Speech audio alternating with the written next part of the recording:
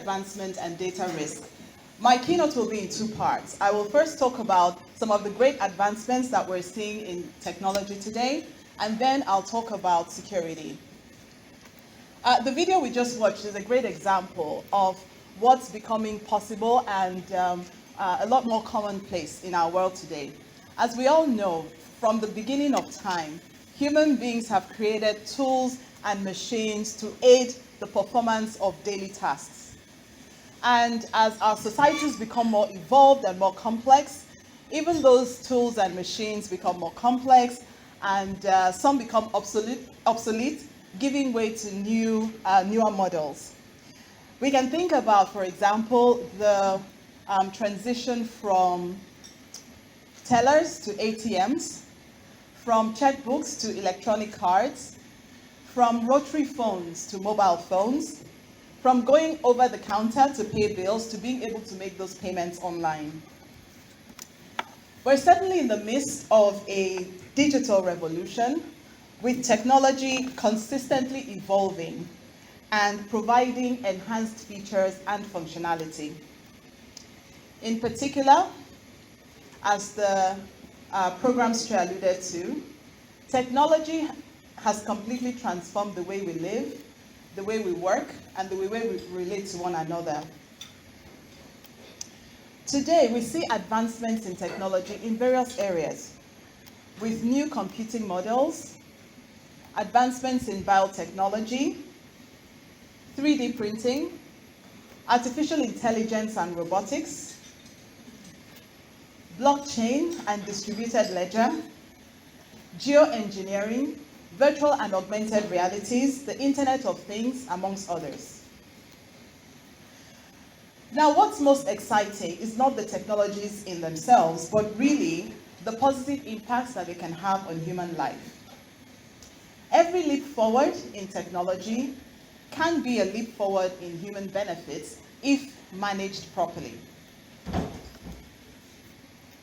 Technology innovation, particularly of the fast-paced kind that we have today, is full of possible benefits, but it is also important to be mindful of the risks.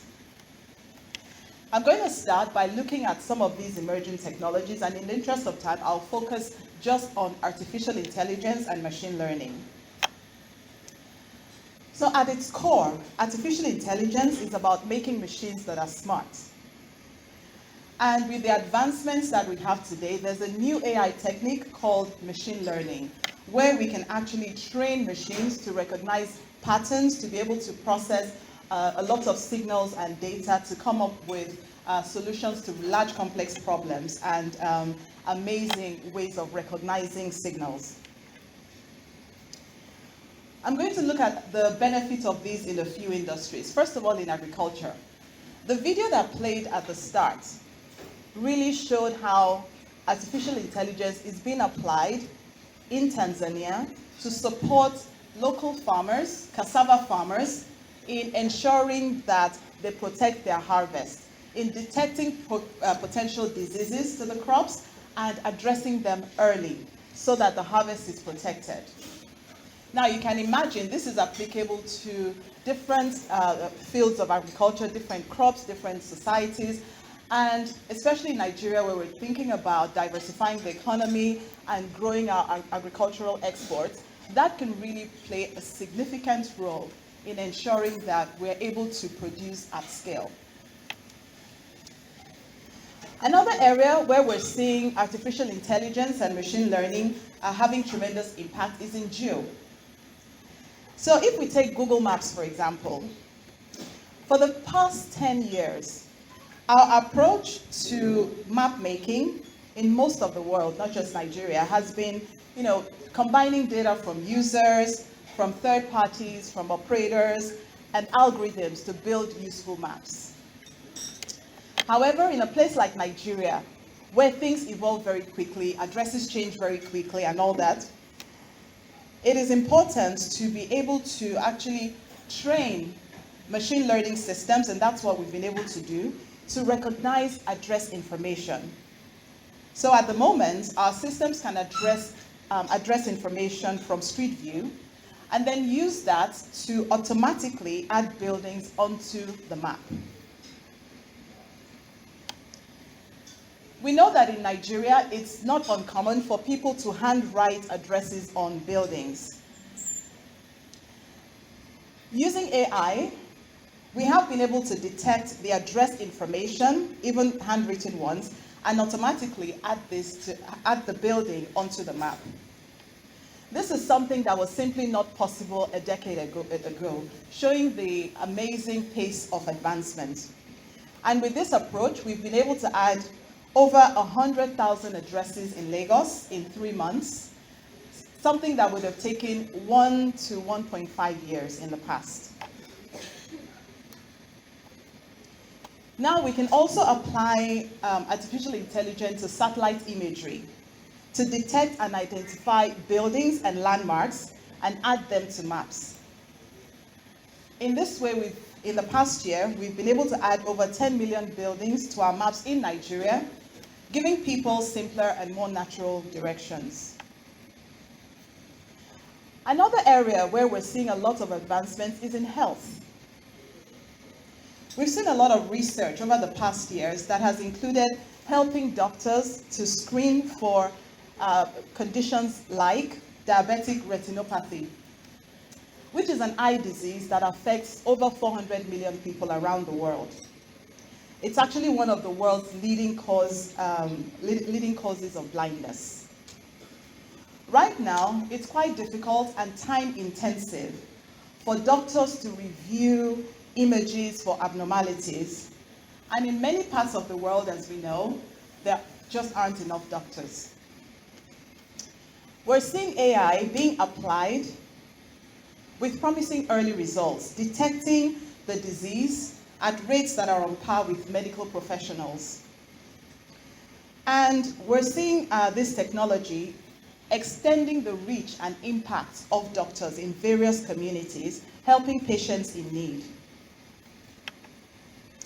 At the same time, if you ask the doctor what else can be learned from those retinal scans, they would probably have said nothing. But it turns out that these scans can also provide totally new, unexpected insights about patient health. An article was published recently showing that actually AI applied to these eye scans can predict the likelihood of cardiac events like heart attacks or strokes. Now, as you can imagine, this is huge on many levels and could represent an entirely new, non-invasive way to detect a person's cardiovascular risk. And you can imagine what other potential signs of disease we might be able to uncover as doctors apply artificial intelligence to other types of medical imaging. So I started by talking about using AI to preserve agricultural produce, putting people and businesses on the map at scale, and keeping people healthy by predicting and detecting diseases. These all represent the magic of the compounding effects of technology advancements that we see today. Consider the unlimited possibilities of having billions of people connected by mobile devices, which is the reality we have today, giving rise to unprecedented processing power and storage capabilities, and a huge amount of data sets. You can imagine most of us use our phones almost every second, every minute, either performing transactions, having conversations, browsing information. There's a lot of exchange, there's a lot of engagement that happens with the mobile phones, and that generates a lot of data. With some of these technology advancements, there's a lot more capacity to process all of that data to create meaningful information. For example, in Nigeria, if we think about some of our biometric databases, like the National ID card system, BVN registration, voters registration, integrating all of these can be used, for example, for fintech in a largely unbanked population where asset ownership is low and formal lending can be challenging. And we're seeing applications of AI, for example, with startups in the fintech space in Nigeria, like Kudi.ai, that is looking at making financial transactions, like paying bills and transferring funds, easier, using automated chat boxes to respond to customer requests. So ultimately, the goal is to improve experiences and drive operational efficiency while integrating more data and insight into decision making to help our organizations be more productive. While continued innovation is a necessity, and in today's world, for any business to stay ahead and remain in the game, it's important to have a culture of ongoing innovation. However, technology can be a double-edged sword. It is central to growth, but can also introduce certain risks. Each time we perform transactions, so booking a hotel, paying at a restaurant, or booking a taxi, these all involve exchange of data over a connection. And this is subject to potential data and operational risks. Over the years, we've seen a number of cyber attacks, and some of these have gotten more sophisticated over time. I'm going to list a few of them.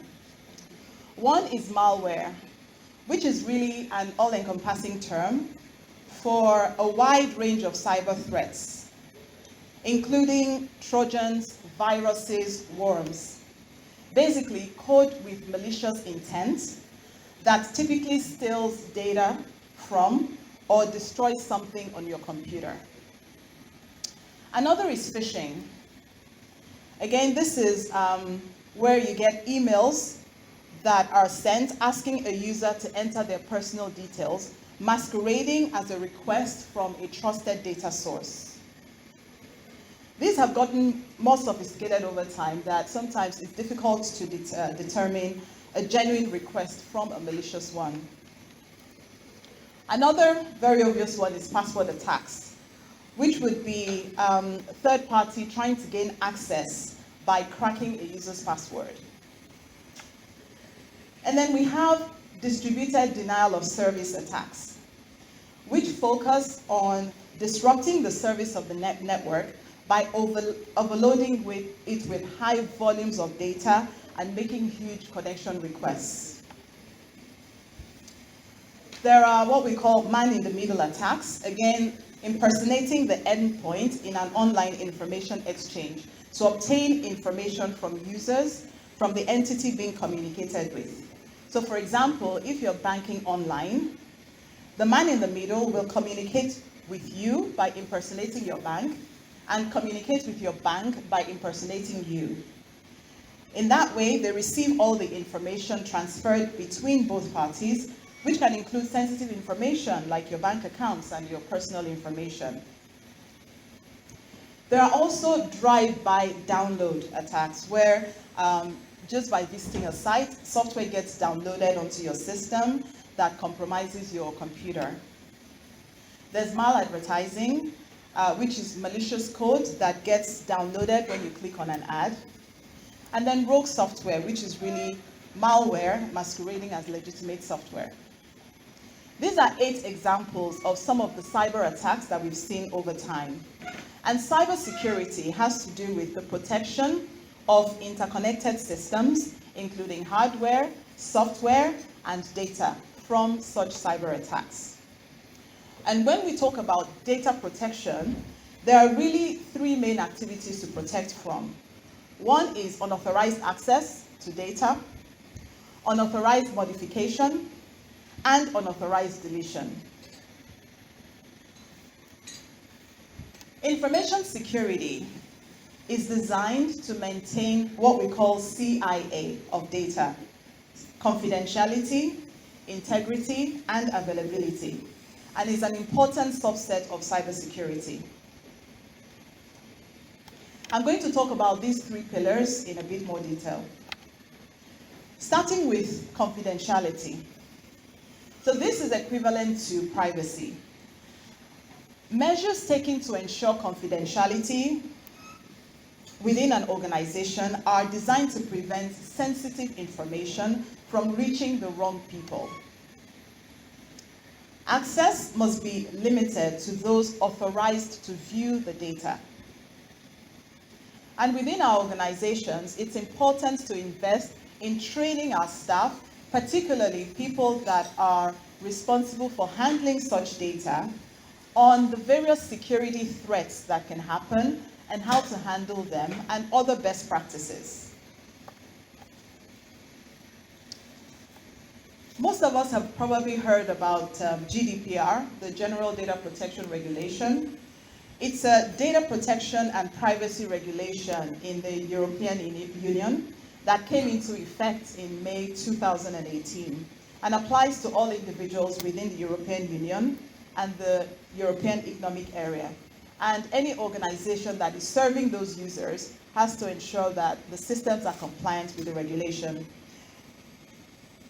The foundation of GDPR is very much around a requirement to, it's very much around privacy by design and by default, which is a requirement to adopt measures that implement certain data protection principles, like ensuring that people have notice about what data is going to be captured and how. They have control to be able to decide what level of privacy they want, purpose, limitation, etc. It aims primarily to give control to individuals over their personal data and contains provisions and requirements pertaining to the processing of personal data of individuals inside the European Economic Area. And a lot of organizations following this regulation have had to look inwards and ensure that their systems are compliant. And certainly at Google, data privacy is something that we take very seriously for all of our products. And we have privacy guidelines that are published publicly on our website as well. The second pillar is integrity. And this is around maintaining the consistency, accuracy, and trustworthiness of data over its entire life cycle. Within our organizations, steps to ensure data integrity would ensure that unauthorized people cannot edit the data or alter it in any way. For example, if there's a breach of confidentiality.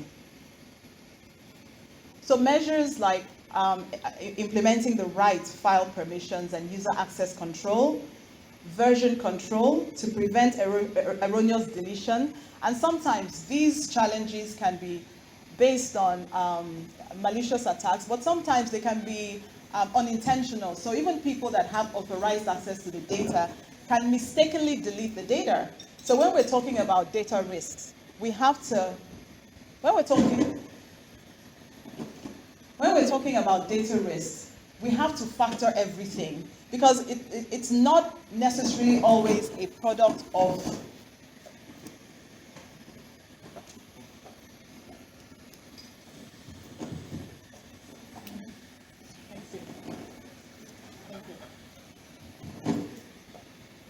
Because when we're talking about data risks, it's not necessarily always a product of malicious intent.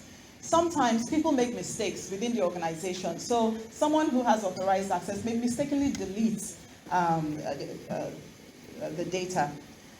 And so backup and redundancy measures must be in place to be able to restore affected data to its original state. The third pillar is availability. Now, this can be ensured by rigorous hardware maintenance, having a correctly functioning operating system environment that is free of conflicts, ensuring that our software is up to date. We're using the latest versions because a lot of service level improvements get added. And it's important that in our organizations, we factor in backup, failover, redundancy, and that we have a data and disaster recovery plan. Extra security equipment or software firewalls and proxy servers can guard against downtimes due to cyber attacks like distributed denial of service and network intrusions. So it's very important that within our organizations, while we think about innovation, which is great and which we have to continue doing, that we also ensure that there's sufficient understanding about the world of cybersecurity, the potential threats that can happen, and that we have the right plans in place to be able to identify when there is an attack and to be able to take care of it. So thinking about some of the steps to mitigate attacks. So one would be to identify the malware, to analyze and evaluate the affected parties and the file systems that have been compromised, and then to patch the whole treatment so that the enterprise can return back to its original state. And this is mostly done by calculating 3 factors. It's important that we are able to assess vulnerability within our systems and our organizations, threats, and then risk. So vulnerability is really a known weakness of an asset that can be exploited by one or more attackers. So for example, we have a lot of organizations have very clear processes in place. For example, in the event of termination of employee engagement. So if you fire an employee or they resign, usually there are robust systems in place to make sure that you disable their login accounts, access to the system, you disable their email addresses, and so on and so forth. But sometimes you may have situations where that's not robust enough. And so in such cases, you leave the organization vulnerable. Some important questions in testing for vulnerability and identifying weak points would be, is your data backed up? Are they stored in a cloud? Do you have the right access controls in place? And do you have very clear processes for ensuring that at each point in time, people have the right level of access or lack of access as required? Do you have the right antivirus systems in place? Do you have up-to-date software licenses? And do you have a data recovery plan in the event of vulnerabilities being exploited?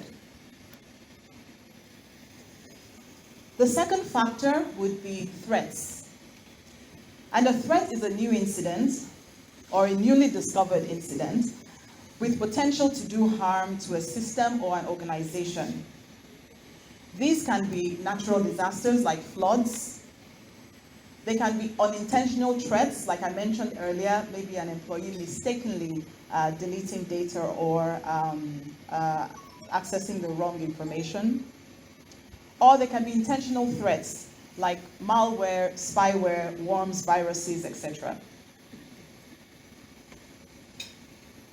It's very important to take appropriate measures to assess threats regularly within the organization and to ensure that team members are up to date. There are a number of relevant blogs that people can subscribe to. There's training, there are professional associations, and just different forums that can help really stay up to date with some of the latest developments in this area. Now, the third is risk, which is the potential for damage when a threat exploits a vulnerability. For example, financial losses in your organization due to business disruption.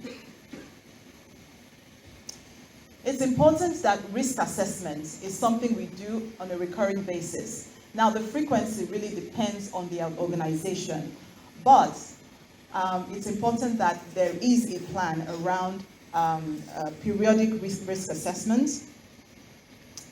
And this should be robust, factoring in various stakeholders because they also play a role. So, from our customers to our vendors to our business owners and employees, they can be assets in actually helping to identify and mitigate risks.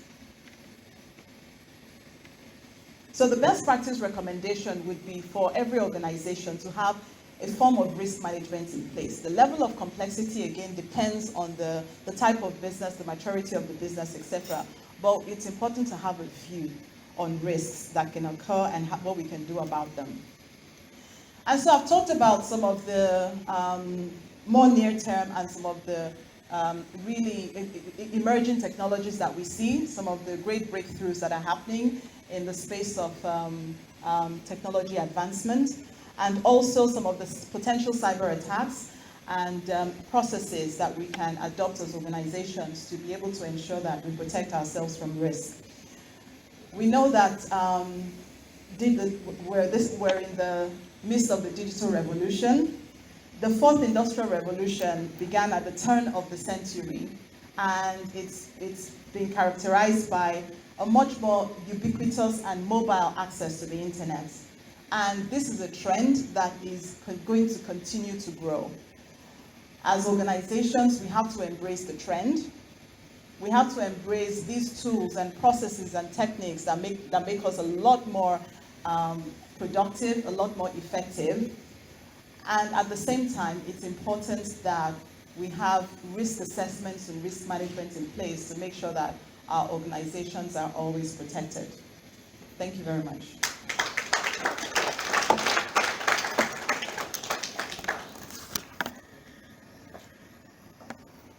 We'll shift to question and answers right now.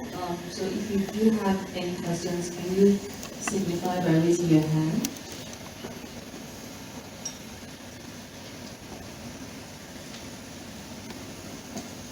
Please ask all the questions you need to ask directed at her now, because she's going to take the lead immediately after. Okay.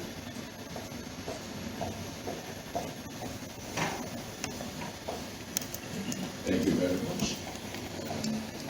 Thank you for a very still got us a bit scared that our lives is just out there and we don't even know. So whether you are advanced in IT or not, your wife is there. Usually I like to ask questions last, but I want to use this to stimulate questions. Because when you are answering, people have questions to ask, so we can learn more. But first of all, I'm in real estate, so I use Google as a lot. I realize that in Nigeria, it's still a bit cloudy. I know there's the talk of cloud cover, but sometimes the cloud moves. So how frequently does the satellite capture what is on ground? At least we'll capture it when the cloud has moved, so we know where we are. You know, that's the first one. And then two, Google is a household name. When we were growing up, and it's almost generic, when we were growing up, there were some names that were like that. In those days, if you want to buy a newspaper, they will ask you to go and buy Times. If you want to buy something, they say go and buy Coke. They were generic. So today, everything, Google it. I will ask Google. So now, how is Google going to help us to understand? Because we do have short seminars, briefings on some of these topical issues that some of your users can come in and understand and see how they can protect themselves against this attack. You know, we go in there and say business efficiency, but at the same time, it also becomes business problem at the end of the day. So, what is Google's plan towards this? Thank you.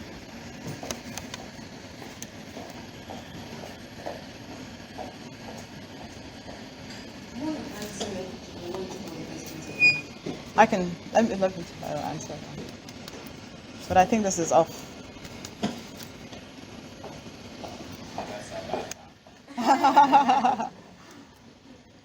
Thank you very much for the questions. So I'll start with the first one. So what I was sharing about Google Maps. So there isn't like a permanent satellite that is monitoring activities, etc. As one of the processes for updating Google Maps, we leveraged satellite imagery and also had 360-degree cameras that were mounted on cars that just drove around streets, and we had the right government permissions in place to do that, and we did that over a period of 3 months to capture that street view data and imagery for Lagos. So that was a very specific project. And in terms of training, or other things that we're doing. So we do engage a lot with industry. On the one hand, in 2017, we made a pledge to provide digital skills training to 10 million Africans in 5 years. And we've been working on that. To date, we've trained over 3 million people. That's a combination of online training and classroom-based training that covers the basic aspects around just understanding the digital world and how you can thrive within that space, as well as grow your business within that space. We also have industry roundtables from time to time. Last year, and we have one again this year, we had what we call Google for Nigeria event, which was open to everyone really. And we had, as part of that, a digital fair where we had 7,000 people walk through the doors in 2 days. It was an opportunity to get first-hand, hands-on experience about some of these technologies, to ask questions, to interact with product teams and all of that, and just share some of these trends that we're seeing, some of the local examples in Nigeria. What's interesting about these things is that even though everything I said about artificial intelligence, these are not things that are so out there, out of our reach. These are things that are happening right here. A lot of them are things that are happening right here in Nigeria. We're starting to see a lot of the positive impact of this technology growth and these trends on businesses, businesses being able to reach more people and achieving growth, on people being able to broadcast themselves on creative platforms, on people being able to create new opportunities for themselves and also find jobs, things like that. So we're seeing a lot of positive impacts. There's no reason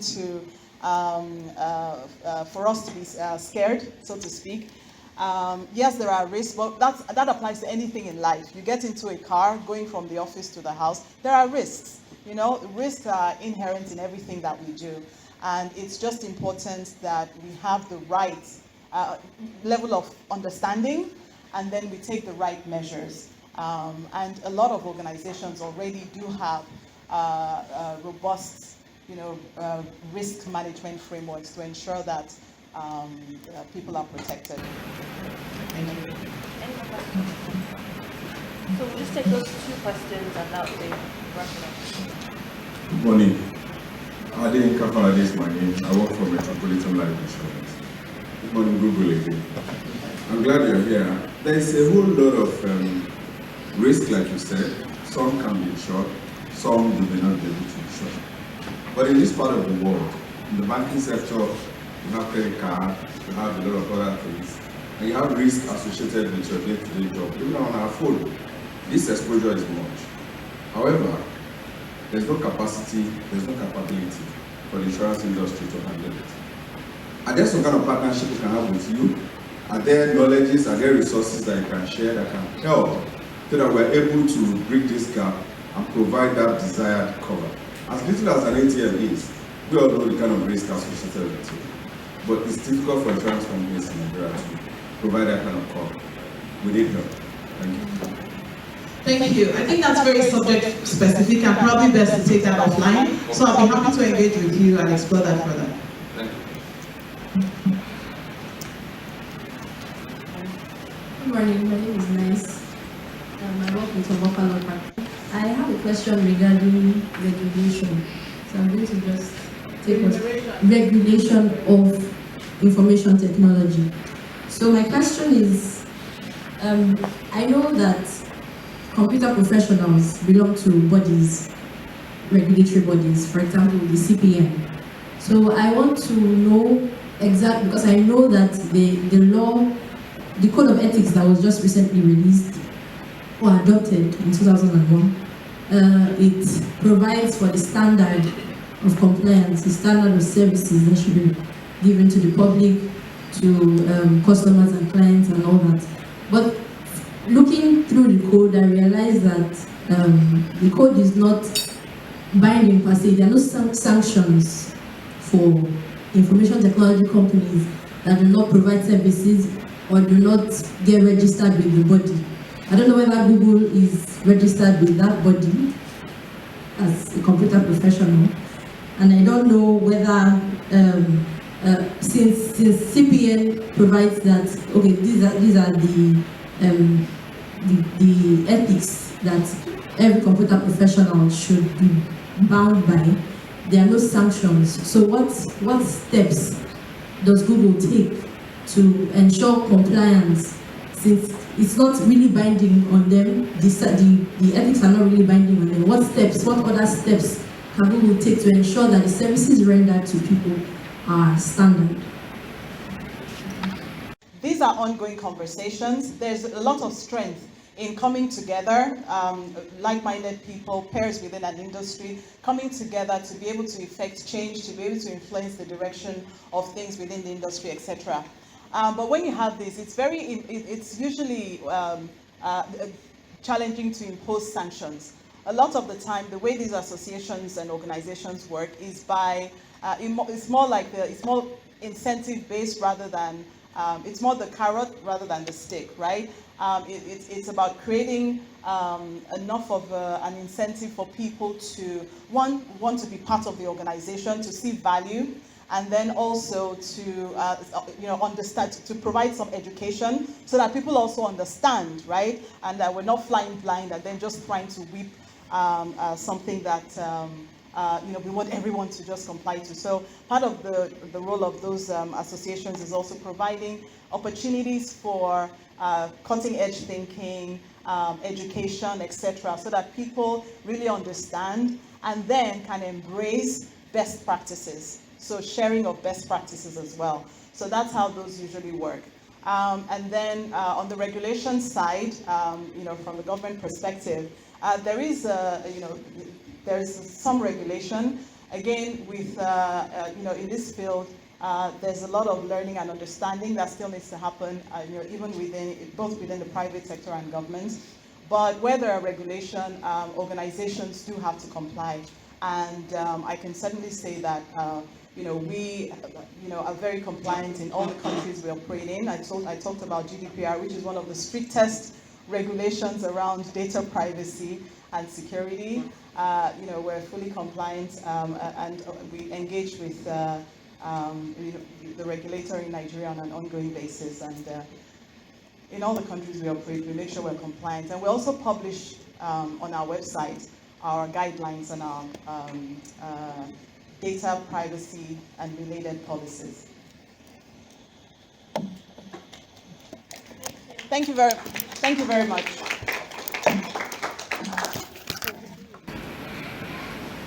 Okay.